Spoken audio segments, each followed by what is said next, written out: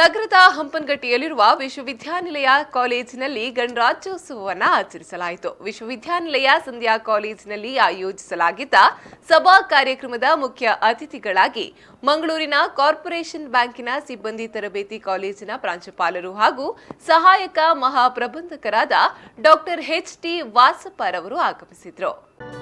ಈ ಸಂದರ್ಭದಲ್ಲಿ ಸಂಧ್ಯಾ ಕಾಲೇಜಿನ ವಿದ್ಯಾರ್ಥಿಗಳನ್ನುದ್ದೇಶಿಸಿ ಮಾತನಾಡಿದ ಅವರು, ದೇಶದಲ್ಲಿ ಬದಲಾವಣೆಯನ್ನ ತರುವ ಸಾಮರ್ಥ್ಯ ಯುವ ಜನತೆಯಲ್ಲಿದೆ ಹಾಗೂ ಭಾರತವು ಪ್ರಪಂಚದಲ್ಲಿಯೇ ಅತಿ ಹೆಚ್ಚು ಯುವ ಜನರನ್ನ ಹೊಂದಿರುವ ದೇಶವಾಗಿದ್ದು, ಯುವಕರು ದೇಶ ಕಟ್ಟಲು ಕೈಜೋಡಿಸಬೇಕು ಎಂದು ಕರೆ ನೀಡಿದರು. ಪ್ರಪಂಚದಲ್ಲಿ ಇರೋ ಎಲ್ಲ ದೇಶಗಳು ಭಾರತ ದೇಶದ ಬಗ್ಗೆ ಅಸೂಯೆ ಪಡ್ತಾರೆ ಒಂದು ವಿಷಯದಲ್ಲಿ. ಯಾಕೆಂದ್ರೆ ನಮ್ಮ ದೇಶದಲ್ಲಿ ಯುವ ಶಕ್ತಿ ತುಂಬಾ ಚೆನ್ನಾಗಿದೆ. Youngsters working force is highest in India. Youngsters ಈಗ ನೀವು 35 ವರ್ಷದೊಳಗೆ ಕೆಳಗೆ ನೋಡಿದ್ರೆ ವಯೋಮಿತಿಯಲ್ಲಿ ಇರುವವರು ನಮ್ಮ ದೇಶದಲ್ಲಿ 20% ಶೇಕಡವಾರು ಯಾವ ದೇಶದಲ್ಲೂ ಇಲ್ಲ. ಆದ್ರೆ ಈ ಯುವ ಶಕ್ತಿ ಸರಿಯಾಗಿ ದೇಶ ಕಟ್ಟಲಿಕ್ಕೆ ಸಹಾಯ ಆಗ್ತಾ ಇದೆಯಾ? ದೇಶ ಕಟ್ಟಲಿಕ್ಕೆ ನಾವು ಪಕ್ಕದ ಮನೆಯವರು ಸರಿ ಮಾಡ್ಲಿಕ್ಕಿಲ್ಲ. ಬಸವಣ್ಣ ಹೇಳಿದರು, ನಿಮಗೆಲ್ಲ ಏನ್ ಹೇಳಿದ್ರು ಬಸವಣ್ಣ? ಲೋಕದ ಡೊಂಕಿಗೆ ತಿದ್ದಿವರಯ್ಯ, ನಿಮ್ಮ ಡೊಂಕನ್ನು ತಿದ್ದಿಕೊಳ್ಳಿರಿ ಅಂತ. ನಾವು ನಮ್ಮದೆಲ್ಲ ಸರಿ ಮಾಡ್ಕೊಂಡ್ರೆ ಸರಿಯಾಗಿ. ಸಮಾರಂಭದಲ್ಲಿ ಉಪಸ್ಥಿತರಿದ್ದ ಕಾಲೇಜಿನ ವಿದ್ಯಾರ್ಥಿ ಕ್ಷೇಮ ಪಾಲನಾಧಿಕಾರಿ ಡಾಕ್ಟರ್ ಅಬೋಕರ್ ಸಿದ್ದಿಕ್ ಅವರು ಮಾತನಾಡುತ್ತಾ, ಪ್ರತಿಯೊಬ್ಬ ನಾಗರಿಕರಿಗೂ ಪ್ರಜಾಪ್ರಭುತ್ವದ ಉದ್ದೇಶ, ವೈಶಿಷ್ಟ್ಯಗಳ ಅರಿವು ಇರಬೇಕು. ದೇಶದ ನಾಗರಿಕನಾಗಿ ಕೇವಲ ನಮ್ಮ ಹಕ್ಕುಗಳ ಬಗ್ಗೆ ಮಾತ್ರ ಯೋಚಿಸದೆ, ನಾಗರಿಕರಾಗಿ ನಾವು ನಮ್ಮ ಜವಾಬ್ದಾರಿಗಳ ಬಗ್ಗೆ ಕೂಡ ಯೋಚಿಸಬೇಕು ಎಂದರು. ನಾವು ಎಲ್ಲರೂ ಕೂಡ ನಮ್ಮ ಹಕ್ಕುಗಳ ಬಗ್ಗೆ ಹೆಚ್ಚು ಆಲೋಚನೆಯನ್ನ ಮಾಡ್ತೇವೆ. ಆದರೆ ಆ ಹಕ್ಕುಗಳ ಜೊತೆಗೆ ಬರುವಂತಹ ಜವಾಬ್ದಾರಿಗಳ ಬಗ್ಗೆ ನಾವು ಯಾವಾಗಲೂ ಯೋಚನೆಯನ್ನ ಮಾಡುತ್ತೇವೆ.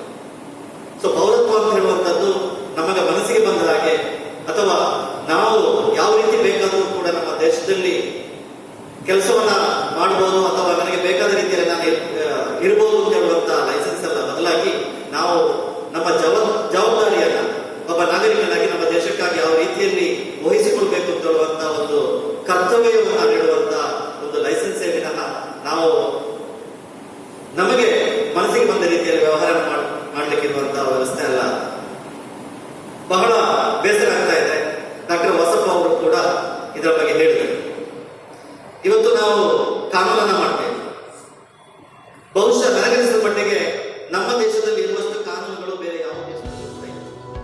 ಸಮಾರಂಭದ ಅಧ್ಯಕ್ಷತೆ ವಹಿಸಿ ಮಾತನಾಡಿದ ಸಂಧ್ಯಾ ಕಾಲೇಜಿನ ಪ್ರಾಂಶುಪಾಲ ಡಾಕ್ಟರ್ ರಾಮಕೃಷ್ಣ ಬಿಎಂ ಅವರು ಮಾತನಾಡಿ, ಸಂವಿಧಾನ ಪ್ರತಿಯೊಂದು ರಾಷ್ಟ್ರಕ್ಕೂ ಅಗತ್ಯವಾದ ವ್ಯವಸ್ಥೆಯಾಗಿದ್ದು, ಅದು ಮಾರ್ಗದರ್ಶಿಯ ರೂಪದಲ್ಲಿ ಕಾರ್ಯನಿರ್ವಹಿಸುತ್ತದೆ. ಸಮಾನತೆ ಸಂವಿಧಾನದ ಮೂಲ ಆಶಯವಾಗಿದ್ದು, ಸ್ವಾತಂತ್ರ್ಯ, ಸಹೋದರತೆ ಸಂವಿಧಾನದ ಮೌಲ್ಯಗಳು, ಇವುಗಳನ್ನು ಸರಿಯಾಗಿ ಪಾಲನೆ ಮಾಡಿದ್ದಲ್ಲಿ ದೇಶ ಅಭಿವೃದ್ಧಿಯಾಗುವುದರಲ್ಲಿ ಎರಡು ಮಾತಿಲ್ಲ ಎಂದು ಅಭಿಪ್ರಾಯಪಟ್ಟರು. ಸಂವಿಧಾನ ಇದೆಯಲ್ಲ, ಅದು ಪ್ರತಿಯೊಂದು ರಾಷ್ಟ್ರಕ್ಕೂ ಅತ್ಯಗತ್ಯವಾಗಿ ಬೇಕಾಗಿರುವಂತಹ ಒಂದು ವ್ಯವಸ್ಥೆ.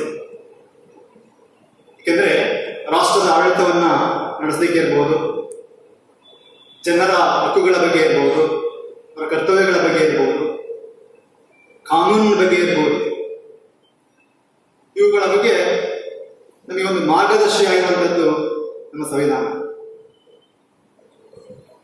ಸಂವಿಧಾನದ ಮೂಲ ಆಶಯ ಏನಂತಂದ್ರೆ ಸಮಾನತೆ. ಗಾಂಧೀಜಿಯವರು ಹೇಳ್ತಾರೆ, ಪ್ರಜಾಪ್ರಭುತ್ವ ಅಂದ್ರೆ ಏನು ಅಂತಂದ್ರೆ ದುರ್ಬಲರು ಕೂಡ. ಇದೇ ಸಂದರ್ಭದಲ್ಲಿ ಗಣರಾಜ್ಯೋತ್ಸವದ ಪ್ರಯುಕ್ತ ಏರ್ಪಡಿಸಲಾಗಿದ್ದ ವಿವಿಧ ಸ್ಪರ್ಧೆಗಳಲ್ಲಿ ವಿಜೇತರಾದ ವಿದ್ಯಾರ್ಥಿಗಳಿಗೆ ಬಹುಮಾನವನ್ನ ವಿತರಿಸಲಾಯಿತು ಹಾಗೂ ರಾಷ್ಟ್ರಮಟ್ಟದ ಅಂತರ್ ಕಾಲೇಜು ಸ್ಪರ್ಧೆಗಳಲ್ಲಿ ವಿಜೇತರಾದ ವಿದ್ಯಾರ್ಥಿಗಳನ್ನ ಗೌರವಿಸಲಾಯಿತು.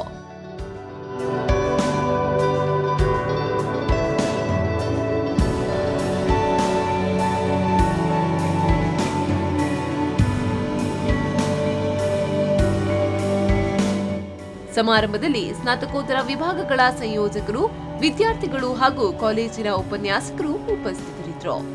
ಬ್ಯೂರೋ ರಿಪೋರ್ಟ್, ವಿ4 ನ್ಯೂಸ್ 24/7 ಮಂಗಳೂರು.